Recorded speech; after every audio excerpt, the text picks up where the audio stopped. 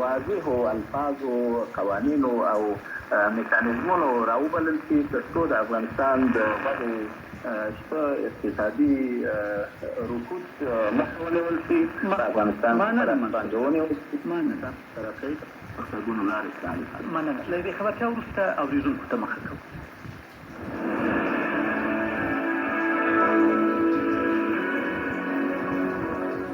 د ازادۍ په څپو کې پروګرام کې تاسو د ټلیفون او سکایپ له لارې له میلمنو پوښتنې کولی شئ. شمېرې د خپرونې په ترڅ کې اعلانوو.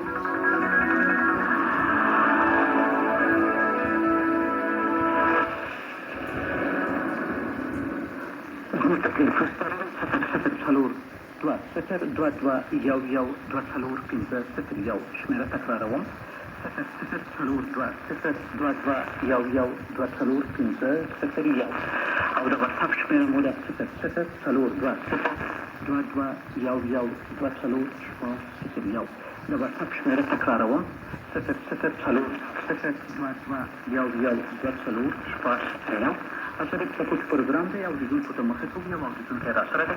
مهرباني وکړئ ځان معرفي کړئ او خپله پوښتنه وکړئ. السلام علیکم. وعلیکم السلام.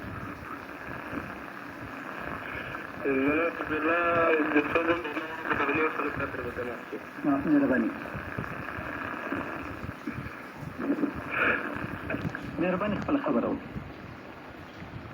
د دې اورېدونکي ټلیفون قطع شو. بل اورېدونکي ته مخه کوو. ازادۍ په څپو کې پروګرام دی. مهرباني وکړئ تاسو راسره اوسئ. د واتساپ له لارې دا اورېدونکی راسره دی. تاسو راسره یاستئ. د سکایپ له لارې یو اورېدونکی راسره وصل شو. مهرباني وکړئ. بله. السلام علیکم.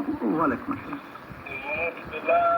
شیبا صاحب محترم سلام علیکم. دوه اورېدونکي په عین وخت کې خبره کوي. له تخنیکي همکاره هیله کوم چې یو اورېدونکي شخص ټیک کړي د بل ته راشي. مهرباني وکړئ. مهرباني وکړئ تاسو خپله خبره وکړئ. تاسو لطفا راډیو اواز بېرته انعکاس کوئ. هغه کې نشته په یوه خبره کې. هلو شیبا صاحب. مهرباني شیبا صاحب زما غږ اورئ؟ تاسو وخبره. مهرباني سلامونه تاسو ته شیبا صاحب. ټول درنو لیدونکو کتونکو ته د ازادۍ غږ راډیو ته زما سوال دا دی شیبا صاحب چې د تاشکند مذاکره د طالبانو سره د طالبانو باید هغه مشروعیت د خپل خلک نه څخه واخلي بیا به بل ملکو ته ولاړ